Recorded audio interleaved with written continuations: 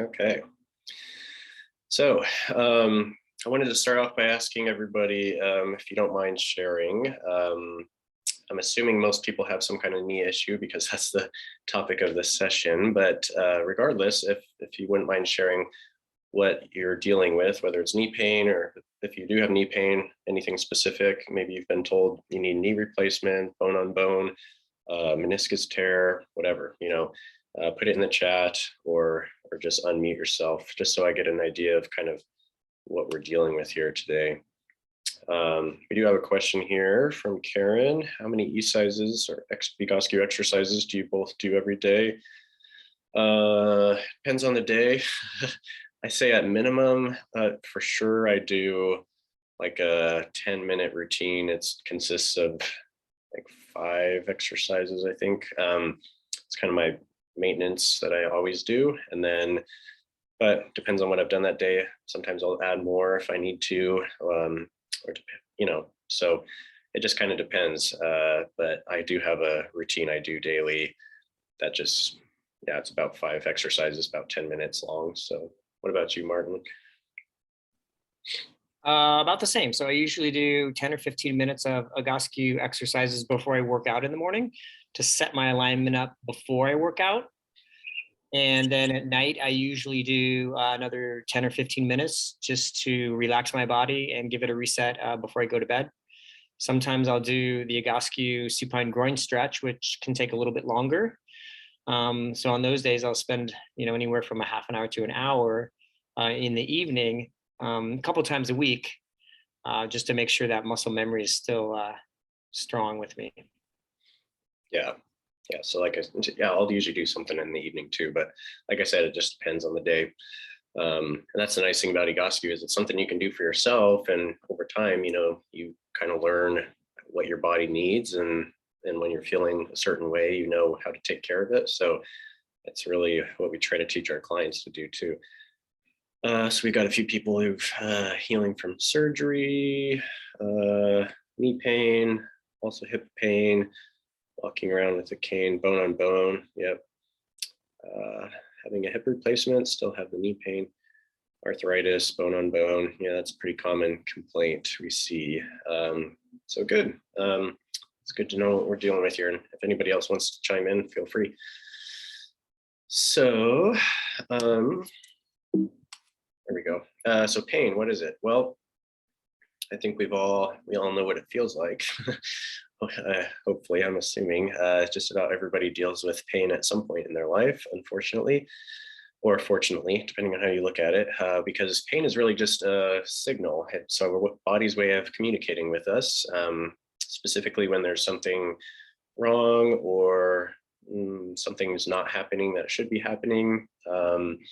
So it doesn't mean that there's damage. It can. I mean, you could get an injury and it hurts because your body's telling you, that pain is a way for you to know, okay, I need to rest it, or I need to avoid certain movements so I don't make it worse, right? But a lot of time pain is simply a warning signal that, if you continue down the path you're on, maybe it could get more severe and maybe you could cause damage, but it doesn't. We sometimes feel like, oh, if there's pain, there must be something wrong, like with the tissue, something's broken, something's torn or degenerative or something, which isn't always true. And so if you think of it just like a signal, we want to figure out what that signal means, just like the signal on your car, your check engine light tells you something's wrong, but you can't just ignore that signal or turn it off. You have to fix what's causing the signal to turn on in the first place, right? So that's what we want to do at Egoscue. The first thing we always do is look at your posture, because your body's alignment is hugely impacts how you feel and how you function. So that's the first thing we look at. So a lot of people blame, especially with these conditions, a lot of you mentioned with being arthritic or having bone on bone, which just means that there's less cartilage between the bones in the joint. A lot of times just gets blamed on age or genetics. But we're of the opinion that age doesn't have to be a limiting factor. And if it were the only cause, most people here sounded like we're dealing with one of their knees being worse than the other, or maybe only having pain on one side, in which case, how would that be explained with age? Because both your knees are the same age, right? So what's really causing that degeneration or that stress on that joint? Not genetics.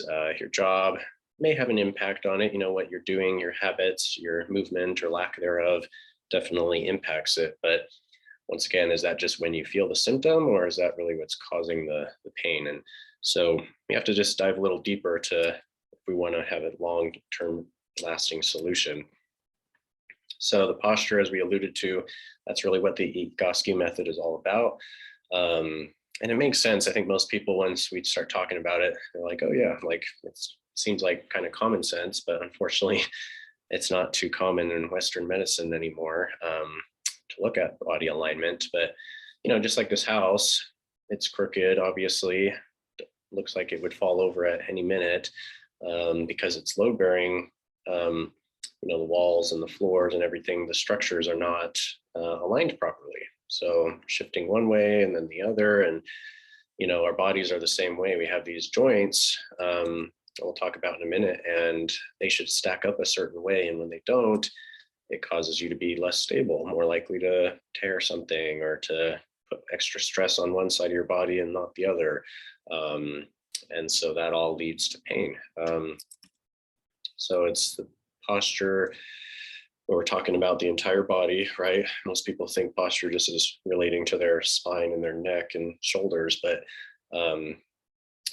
feet and ankles are an important part of your posture too. So we look at that, but really the whole system needs to be in balance. And when it's not, it puts extra stress on the joints, muscles, ligaments, just about everything is impacted. So once again, good posture, I like this definition. It's just all about balance, meaning, equal, side to side, front to back, everything is symmetrical, moving the same, functioning the same on both sides of your body. In movement too, not just standing, but it should show up in how you move as well. So bodies are designed to move. We all probably moved a lot more when we were younger, but at some point our adult lives get in the way of us being as active as we probably should. And maybe a lot of us try to be active, like continuing to play a sport or going to the gym a few times a week or doing yoga, whatever. Those are all good things. But we still are often missing out on using all of our joints to their full, intended capacity. And so some stuff gets neglected. Maybe some areas get overused. We develop these compensations, meaning some muscles are doing stuff they're not really supposed to do.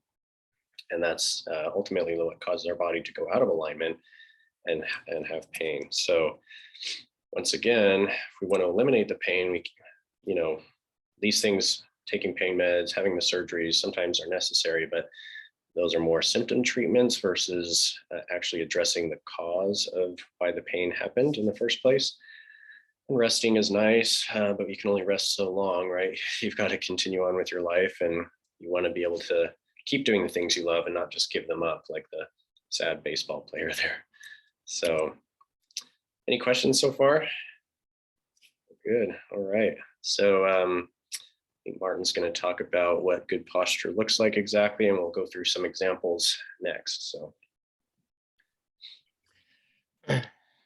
So the balanced posture. So what we focus on mostly is our 8 load joints, shoulders, hips, knees, and ankles. And an easy way to think about this is if you were to take that diagram and fold it in half, it should be symmetrical left to right. And so the center of gravity is in the center of our stance. So that's where we put the gravity line. And just like the wheels on your car, your foot and ankle should point straight ahead. And you should be able to draw a line straight up from the ankle to the center of the knee and the center of the hip and right up through the shoulder. Sometimes the shoulder can sit a little bit wider than the hip joint, but still all those segments should be level and square. So creating the right angles is absolutely critical. From the side, the center of gravity is just in front of the ankle bone. As that line moves up the body, it should sit slightly forward of the center of the knee, just slightly back of the center of the hip, and then right through the shoulder and the ear. And so our spine, we're designed to have an S curve. And what that S curve does is it gives us stability, not only in the hips, but also in the shoulders and the upper back. The other thing I like to talk about regarding the side posture is dynamic tension. So our bodies have what we call dynamic tension, which means there should be equal tension front to back. So in order to achieve that position, it should be natural. So you shouldn't have to suck your stomach in or draw your shoulders back or do a chin tuck, right? Your muscle memory should have you set in that position. And then the knee, does that look familiar to anybody? Yeah, so those are the main parts that we focus on. Tib fib, femur, the kneecap. When it comes to knees, we really want to look at the tracking, but also how is the knee interacting with the ankle and the foot, right? Because it's right in the middle. And if you think about the range of motion of your ankle and foot, and then the range of motion at your hip, it's very different compared to what the knee does, right? The knee only flexes and extends. It doesn't have much rotational capacity. So all that rotation happens at the hip. And I would say 9 times out of 10, when people come in and they have knee issues, it's because of an imbalance that's starting at the hip or even sometimes at the ankle. Yeah, I just wanted to point out like you said, the knee is really just a hinge, meaning it flexes and extends, it bends and straightens, right? So when we're going to look at some examples of posture problems with the knee, and so you can imagine how anything that changes the position of the knee is going to affect how it's able to bend and straighten, right? If it's not pointing straight, it's like having a crooked joint on your door, like the hinge on your door, right? If it's not hung straight, it's not going to track straight. It's going to creak and probably put stress on the other joints, right? So we need that knee to be pointing straight if we want it to function right. So carry on. So there's 3 different examples of knees. Obviously the one in the center and the one on the right are very dramatic. So we have valgus stress, right, which is essentially knock knees. Varus stress, which is bow-legged. And then you can see the example on the left. Those knees are a bit imbalanced too. But even more importantly, what's jumping out at me in that position or that photo is their hand position, right? Very forward of the body. So, and that's something that I just want to mention real quickly. We won't dive into it too much, but in a little bit we will, is the impact of the shoulders and the spine position on the hips and how it affects knee function. Yeah, it's dramatic, especially these days. We're also forward flexed and rounded in that C curve. It shuts down the deeper hip muscles, and then all the stress is manifested right at the knees. Yeah. So what we didn't really talk about this earlier, but he pointed out on the left picture there, her hands resting in front of her body. So really, when the shoulders are where they're supposed to be, the hands resting at your sides, you really shouldn't see any knuckles. The backs of your hands shouldn't be visible from the front view because your hands are at your sides, kind of palms facing in. So that's an indication that the shoulders are really rounded or hinged forward and changes the arm position. So just so you guys know, we'll see some examples of that in a minute, but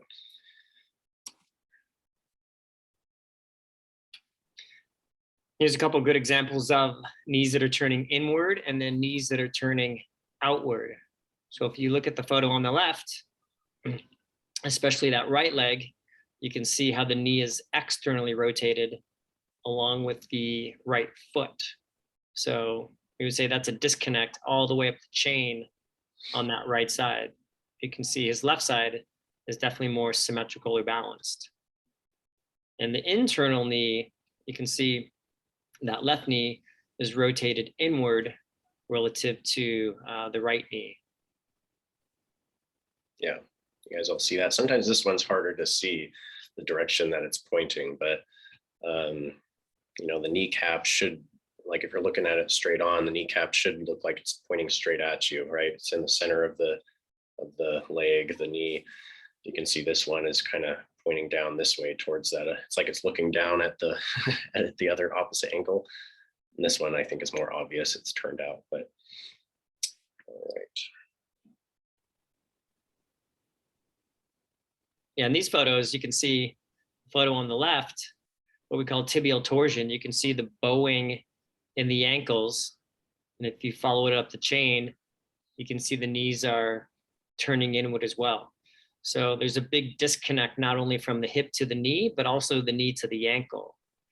And so in those situations, if you think about where the load of the force is in the knee, you're just going to be grinding away at the cartilage every time you take a step. Zach was mentioning earlier about the hinges on a door. You know, and that door is designed to obviously only open and close. And I tell people when your knees are turning in or out, it's like when you open the door, it's going to try to rip it off its hinges. Same thing when the knee position is compromised. Yep. And this tibial torsion is, if you can think of it as just whenever the foot and the knee don't point the same direction, basically. So in this case, if you just look at the knees, they actually look like they're pointing pretty straight, right? But then the feet are obviously turned out pretty significantly. So there's that twisting or torsion force happening in the lower leg and knee because of that. So that's a pretty common thing that you'll see too. You're like, well, my knees point straight, but then my feet are out, or sometimes your feet point straight and your knees turn out, but that's less common. Last one. Oh, that's scary. Yeah, so you can see on the left, the knees are in flexion, so they're slightly bent. I shouldn't say slightly, those knees are bent. So, and that's a pretty common compensation too. And we really see that a lot with people who have back pain. Sometimes they try to unload their back and hips and keep the knees slightly bent to create less stress. And on the right side, it's a dramatic example of hyperextension with the knees going the wrong direction. That's a scary photo. Yeah. Yeah. All right, so now it's time for you class members to participate. And after learning a little bit about posture, now let's put it to the test. See this real life client example. If you guys can point out, put it in the chat, or just unmute yourself and chime in. What do you see that's off? Anywhere, it could be anywhere in his body. What jumps out at you as being not in balance or not in alignment?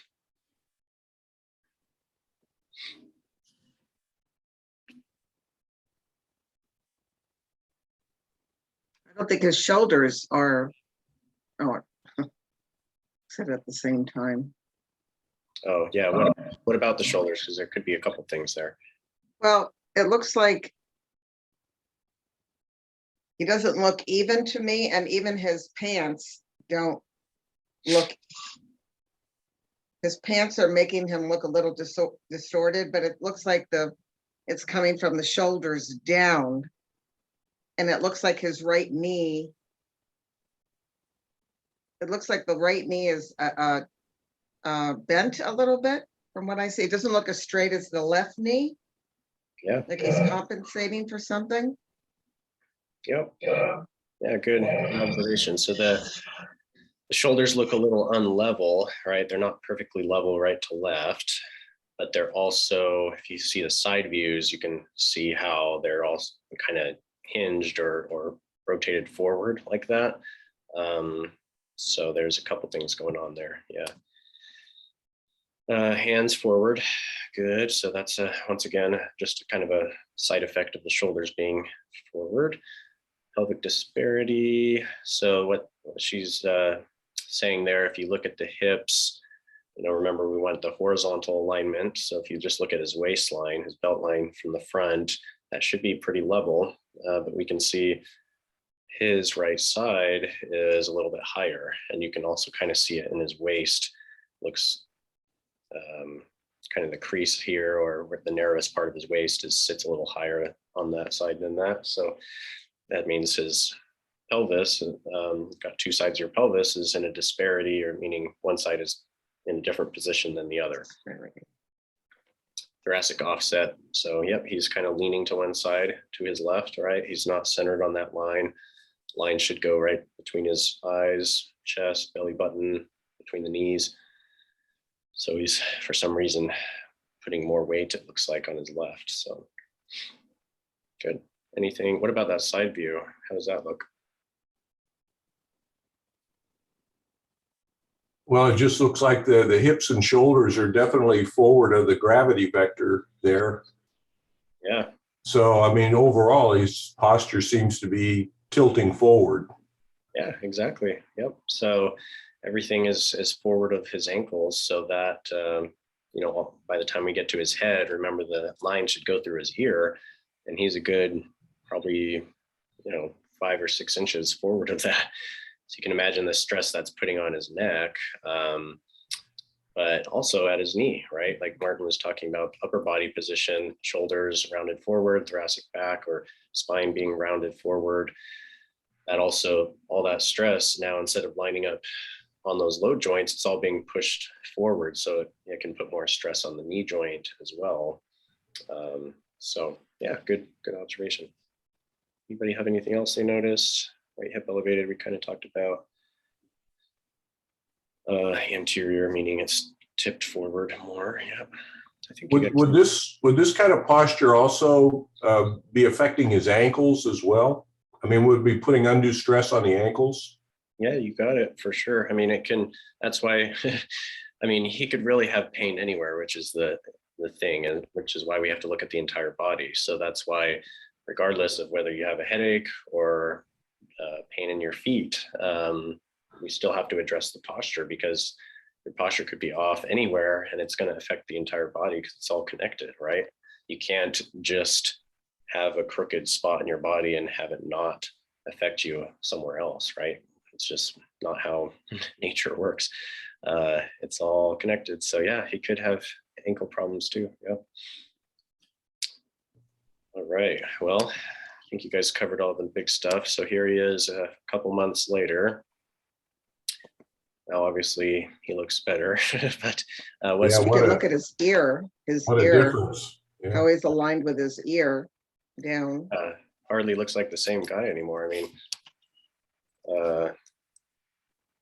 put a shirt on, but it's the same guy.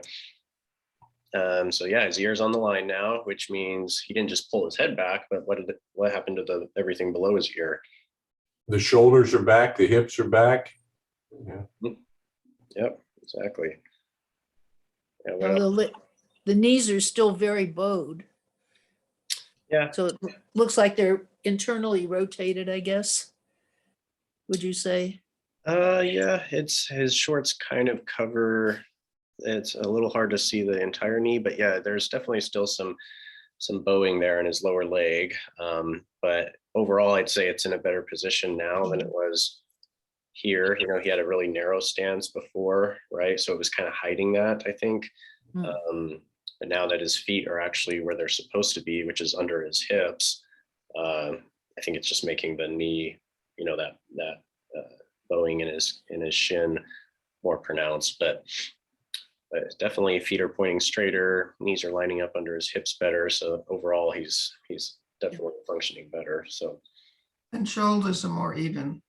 Mm-hmm. Yeah, it looks pretty level. Can't really see the hips because of his shirt, but you can. But he's definitely centered now. Remember, before he was tipping off to his left, and that may be related to his right hip being higher. So now that he's centered, you can kind of assume his pelvis is probably more level too.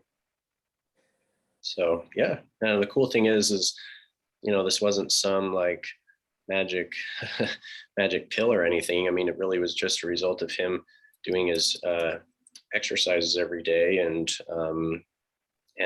body adapts, right? You ask your body to do something enough times, it's gonna adapt to that. So that's how it works. So a couple other before and afters of my clients here. This guy, he did have knee issues before with the tan shorts. It's actually his right knee. He had some meniscus issues, and you can see his right knee is definitely turning out, especially in his feet too. Shoulders being rounded, judging by the hand position, you can see that too. And here he is, once again, I think it was less than a couple months, definitely within our 8-session typical program. You can see the knee is tracking a lot straighter. It looks a lot more like his left now. Feet are much straighter. So his knee pain was basically gone by that point. You can see the side views as well. He was kind of the same forward, not as dramatic, but a little bit forward of the gravity line. And now he's not. You can see the line is closer to the center of his knee, whereas it was more on the back side of his knee before. And his shoulder, his right shoulder at least, came back quite a bit, you know, compared to where it was earlier. So this is a more extreme example, but I just like to share it because it shows the possibilities or the capabilities of your body. And so this was shared by one of our clinics in Japan. And this happened within one session. So this is just before and after they just working together for one time. So shows, I mean, she was pretty dramatic coming in, so there's more room for improvement. So, but, you know, pretty impressive how much straighter she got. And you can imagine how much better she feels, you know, how bent over she was. I'm sure, you know, I think of her back, but also, you know, talking about knees, that's going to put a lot more stress on the knees too, being stuck in that flexed position, you know, always having more strain on her quads and her kneecaps and everything. So, all right, well, enough talking from us. We're going to stand up and Martin, if you want to take them through the little weight distribution tests, and then we'll do a few exercises. Sounds good. Yeah, thank you. Let's see. Gotta find myself here. All right, I'm gonna have everybody slip their shoes off and stand up. Socks are okay. You can keep your socks on, but no shoes.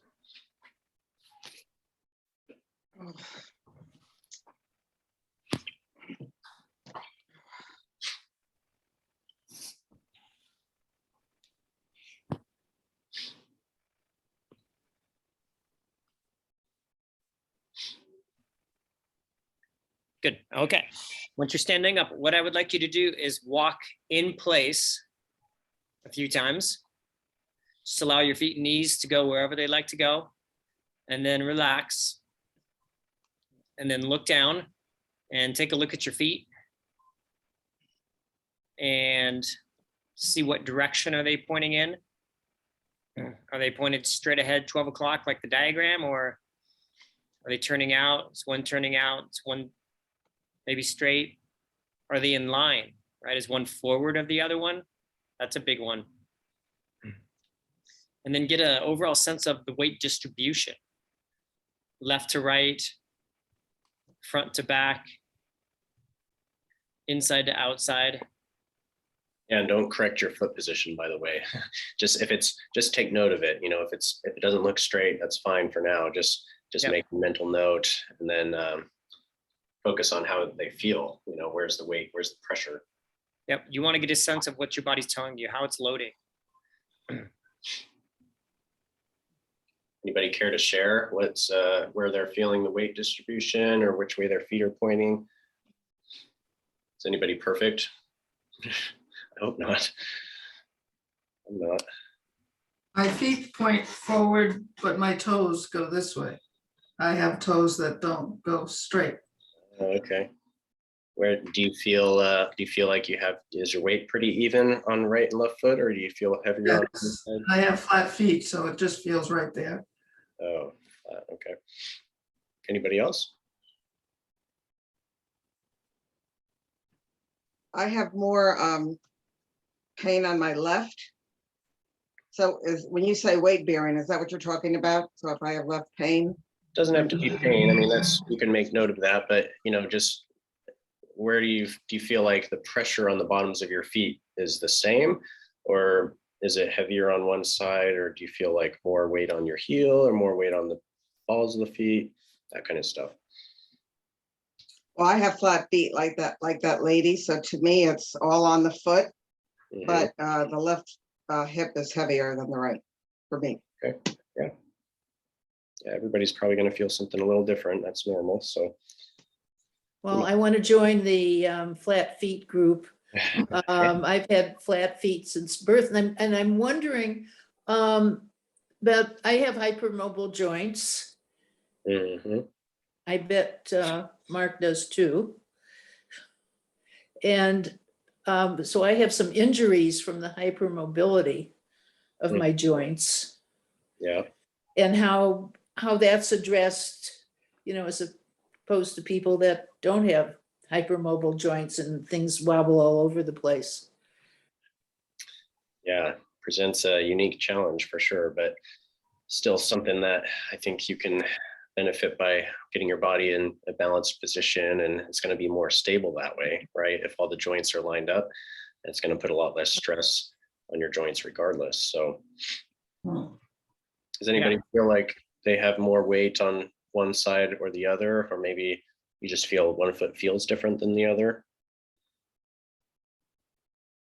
Mine feel in pretty good shape. I just want to keep them that way because I was wounded in one knee in Vietnam and I had a knee replacement on the other side. So both my knees have been kind of compromised over the time. But, I think with my exercises, they're in pretty good shape, but I just want to make sure they stay that way. Stay that way. Yeah, that's good. Okay. All right, should we do some exercises? Zach, I think we'll keep them standing. I was thinking not everybody's gonna have a block and a strap. Okay. Oh, Yeah. Okay, what we're gonna have you do is take a look at your feet, and you want to turn them straight ahead 12 o'clock. And you want to make sure they're right underneath your hips. So only 5 to 6 inches between them. And make sure they're in the same plane. Make sure one foot isn't in front of the other. And for some of you, that might feel like you're pigeon-toed. Yeah, and when we talk about being straight, we're not talking about the inside edge of your foot. We want the center of your foot to be straight. So it's going to look probably a little pigeon-toed. If you're not sure, just turn them in more. It's probably better to over correct and go in than it is to be turned out. So yeah. And once you've set that position, we're going to have you make what we call a golfer's grip with your hand. So you're going to tuck your fingers into the pad of your hand and make like a claw. Put your thumbs straight out. You're going to reach up, keep your palms forward, and you're going to put your third finger right on your temple, your ring finger.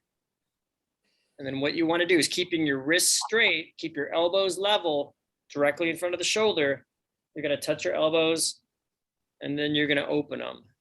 You're going to touch and open. So make sure they're right on the side of your head, not behind your head. Keep the grip tight. Think of your knuckles as a hinge on a door, and you're going to open and close, open and close. And when you go back, make sure you feel the shoulder blades kind of crunching together, and then touch the elbows. Relax your stomach muscles. Make sure you're breathing all the way forward, all the way back. I see some people are really struggling to get those elbows together. So this is a natural range of motion for the body. Yeah, if it feels tough, it just means that you've got some restrictions in your shoulder or maybe your upper back. But yeah, let's try a few more. Most people are doing pretty well. I go all the way back like you're trying to touch the wall behind you. Yeah. Anybody feel those muscles working yet? Yeah. All right, Yeah. good. Okay, so now let's do another exercise. Same hand position. Bring your arms straight out to the sides. So they're shoulder height. You're going to draw your shoulder blades together. So you're going to pinch. You don't want to do this. Just pinch your shoulder blades. And then you're going to circle a 6-inch diameter. So you're following your thumb. So you're going forward. So forward, palms down. And let's see, a couple people are going backwards there. So you want to follow your thumb, go forward in this direction, and make sure you hold your shoulder blades together. Keep the pinch. Oh, hurts. You're gonna feel your body oscillating a little bit back and forth. Make sure you curl your fingers, right, to complete the muscular chain. Remember the muscles for the hand are up in the forearm. It's good. Now we're gonna reverse it. So now you wanna flip your palms up. You're gonna go up, back, down, and around. Keep your elbows straight. You wanna get the full benefit. You gotta lock the arms out as much as you can and circle. Feel those shoulder blades rubbing together. If it bugs if your shoulders are really hurting from this, try putting your arms down just a little bit. Instead of being right up at your shoulder height, you can drop them down, but still keep the shoulder blades pinched together. Just don't raise your arms as high if you need to do that. Let's do about 10 more. Good. Make sure your palms are facing up. Really rotate that arm all the way back. Good. And then the next exercise, we're going to give you one more to do. We're going to borrow from yoga here. So you're going to interlace your fingers, press the palms away from each other, draw the shoulders back, keeping the elbows straight. You're going to raise your arms up above your head, keep the elbows locked out. Make sure your feet are still pointed straight ahead. Make sure that weight is nice and square in the feet. And you're going to gently look up at your fingers. Don't let your hips come forward of your shoulders. You want to keep your butt back. Make sure your elbows are locked out. Now, some of you might have to lock your elbows out. And maybe you're only at a 45-degree angle. That's okay. It's more important to lock the elbows out than to go up too high. Let's give it about 3 more minutes. No, just kidding. 15 more seconds.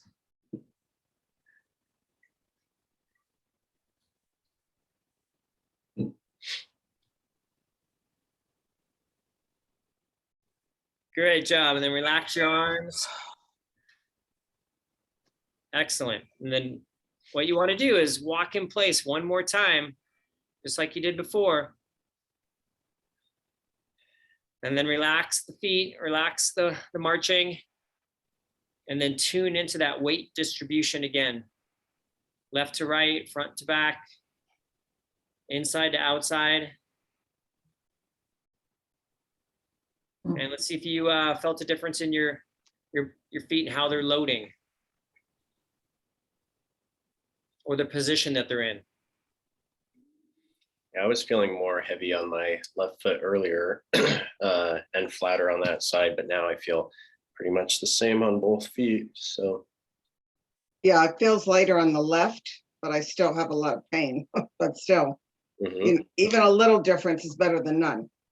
Yeah, that's great. Yeah. Anybody else feel a shift?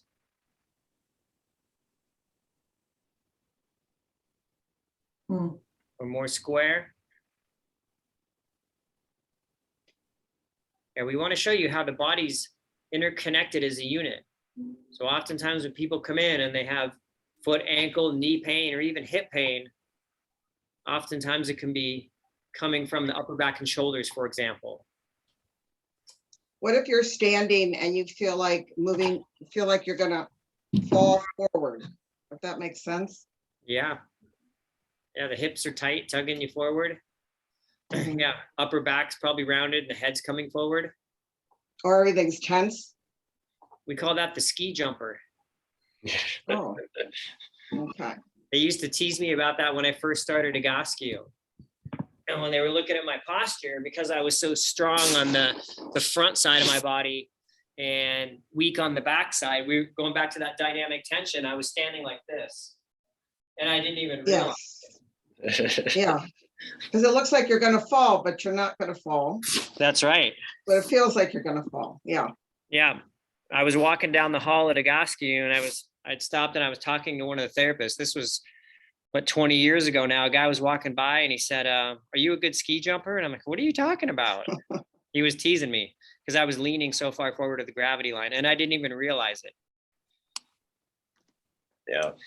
And those are just three upper body kind of focus exercises we chose that, like Martin said, to show you how just by changing your upper body and doing a few things there, you can affect yourself all the way down to how you feel in your feet. So obviously everybody's body here is different. So some people are going to respond better to that than others. You may have imbalances other places of your body, which is why it's important to get a customized routine. You know, everybody has a unique situation. So this isn't a cookie cutter approach, but if you do the right exercises for your specific posture, you're going to get the best results, right? So hopefully you felt a shift in your how your body was balanced, and that's an indication that your posture is better if your feet are feeling more balanced, right to left, front to back as well. So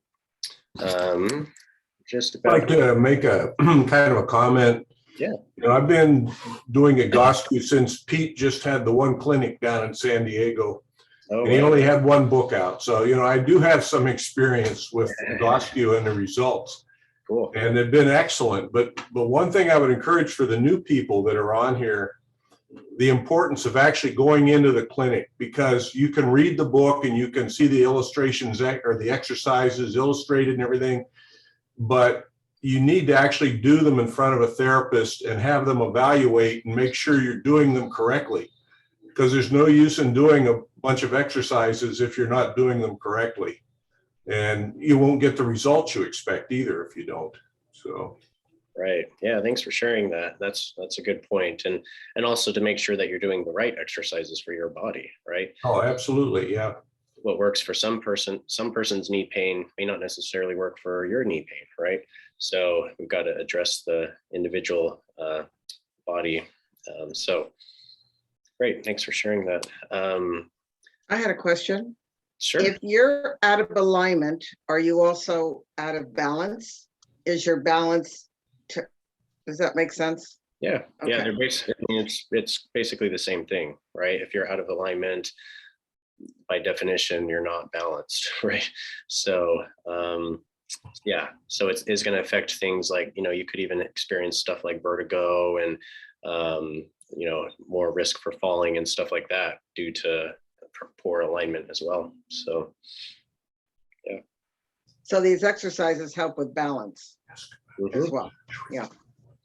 Although initially you may feel like if your body's so used to being in a certain position, all crooked like that, and now all of a sudden we ask it to change, sometimes there's a, you know, at least a temporary response where you actually feel less balanced, right? You might feel a little off center, or you might feel lightheaded. You know, those are just not for everybody, but sometimes that can happen because if you're really stuck in a certain position for years and years, your body kind of adjusts to that.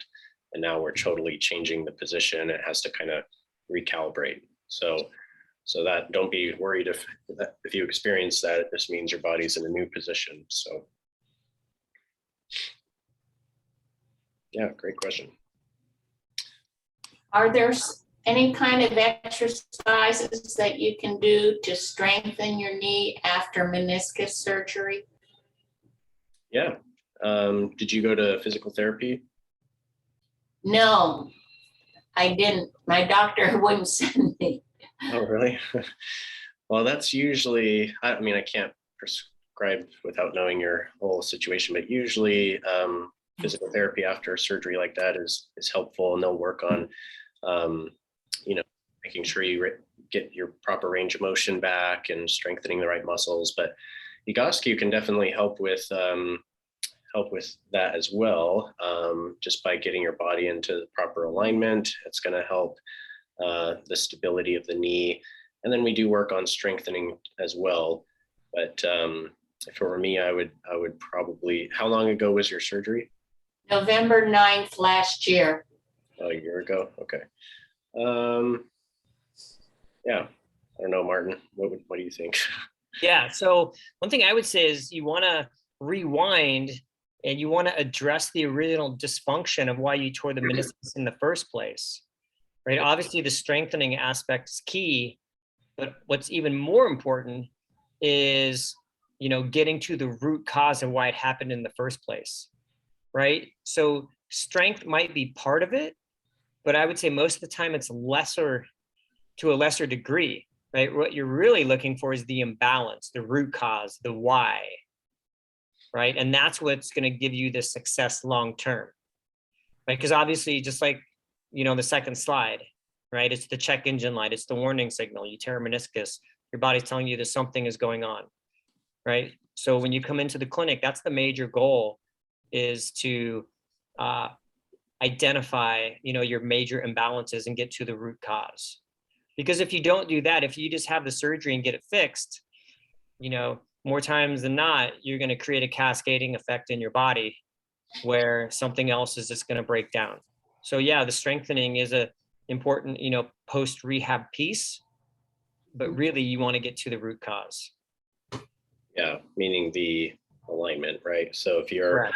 if you just go and, you know, I mean, typically the PTs are going to work on strengthening your quads and your hamstrings and start working on some balance stuff, you know, to make sure the knee is stable, which is great.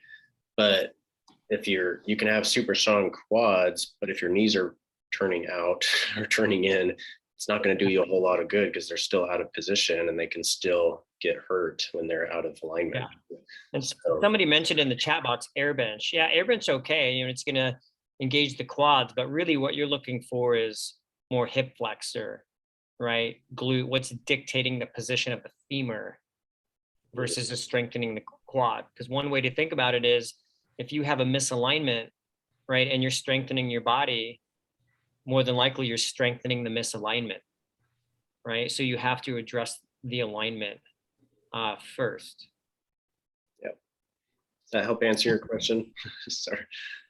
Yeah, thank you. I know, I wish there was an easy, oh, just do this exercise, but you know, it comes down to, once again, just addressing the why, getting your body in alignment. And maybe you already are, you know, maybe if you've already went into that surgery with good prep and your body was balanced and just needed some surgical cleanup, great. But most of the time people you know, have some kind of alignment issue that led to that pain and injury in the first place. So just want to make sure that's taken care of.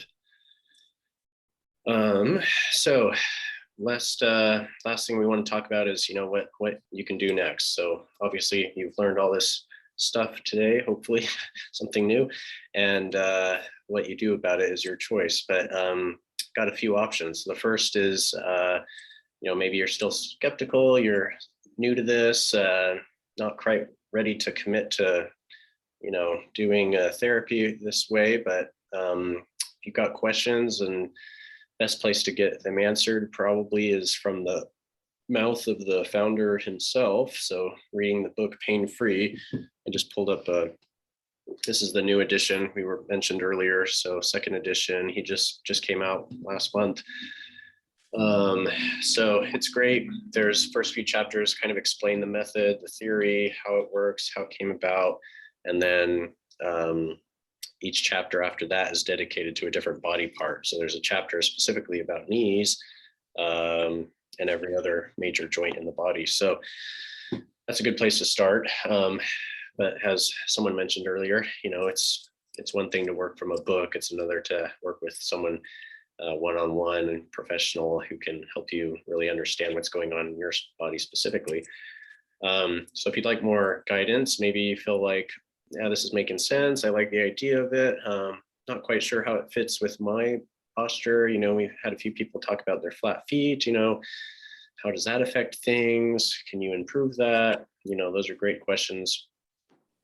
We can answer with you if you'd like to do a free posture evaluation where we just look at your body and help you understand what's going on with your posture, and then come up with a plan moving forward from there. So those are usually like 20-30 minute consultations. We don't necessarily give you any exercises, but it's a good place to get more information, or a menu review. So if you've already been doing Egoscue, I know a lot of people on here have some experience with Egoscue already. Maybe you feel like you just need something tweaked, or you want to make sure you're doing the right thing for your body at this time, happy to review that with you, see what you're doing with your exercises, and just make sure you're on the right track.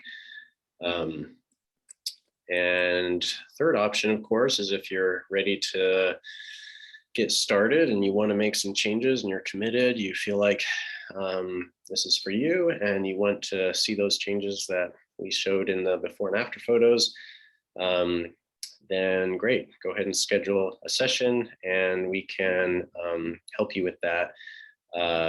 If you, by the way, we're doing an offer right now through the end of the year that these are our normal prices for 2 different packages we offer. But we're also adding in an extra session, a free bonus session. So instead of 8 sessions for that price, it's 9, and you get the new book as a bonus gift. So, but you need to schedule before the end of the year for that. But just real quick about what that looks like, 8 or 16 sessions. So our sessions are all one-on-one. You can do them in person or on Zoom like this, since we don't have to physically touch. As long as we can see each other, it works great. And we always assess the posture. We also look at how you walk, so your gait and how you move, your balance, all that stuff, to really narrow down into what your dysfunction or what your misalignment is. And then based on that, we'll prescribe very specific exercises for your body and what you're dealing with at the moment. Make sure you're doing them correctly, and then help you give you the tools you need to do them on your own. So we've got good video and picture instructions and an app you can use. So you're doing these every day, ideally. It may take you 10 minutes, it may take you an hour, just kind of depends on what you need, what you have time for. And then we usually meet on a weekly basis initially until your pain is under control and your posture is better and you're feeling better and getting more into that strengthening phase, and then the maintenance phase after that. We don't need to meet as often typically at that point. Sessions are typically an hour long. First one can take up to an hour and a half, but yeah, that's the basic rundown of what it looks like if you want to work with one of us. So have anything to add to that, Martin? Nope, I think you covered it all. Cool. Well, that's kind of the end of our presentation. Does anybody have any other questions that didn't get answered yet about anything? Is there much difference between the old book and the new one? Yeah, there is. I mean, it's definitely, it's the same kind of basic layout and format. Like I said, the first few chapters kind of talk about theory, and then the rest of it's dedicated to specific pain in each joint. But it is different. I mean, it's definitely not just a new design. I mean, the content is different. He talks more about kind of our modern problems we have now that we weren't really around in the 90s when the first book was written. And the exercises are actually, the recommendations in each chapter are a little bit different than the first book. So that's interesting. Pictures are nicer, as was mentioned earlier. So I don't see the book on Amazon. How do you get the book? Oh, really? Yeah, it should be on That's there. how I got it. Oh, you did? Yeah. Yeah, it's on Amazon. I've looked a couple times and I just didn't see it. Do you live in the USA? Yeah, No. yeah, Seattle.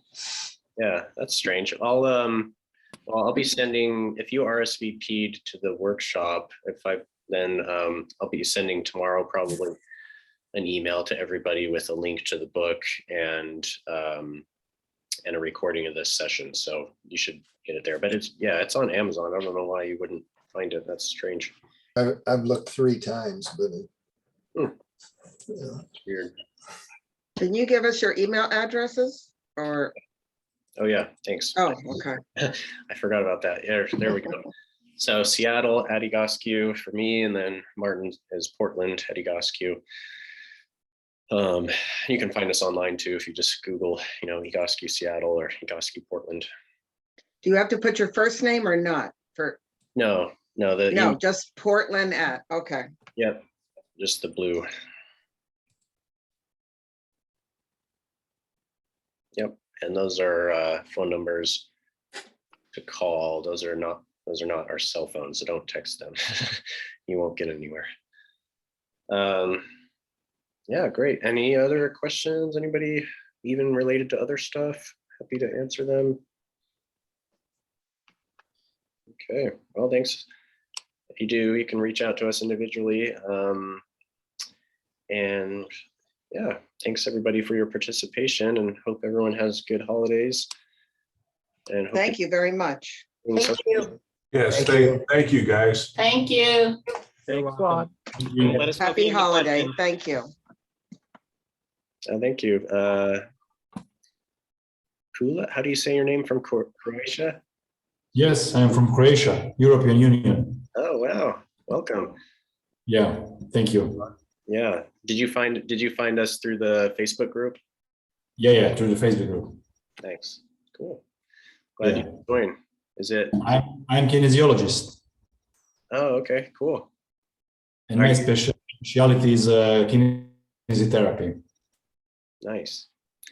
Yeah, I did my master's was in exercise science, which is kind of the same thing, kinesiology, another name for it. So that's cool. Are you getting certified as an Egoscue therapist too? Or I passed this 10 years ago. oh, okay. Postural alignment specialist in Santa Monica. Oh, okay. Awesome. Hmm. Cool. Do you practice still? Do you see clients? Practice Egoscue. Oh, that's great. Didn't know we had anybody in Croatia. That's cool. All right. Well, thanks for joining us, everybody. And reach out if you have any questions. Okay, thank you. Thanks. Thank you.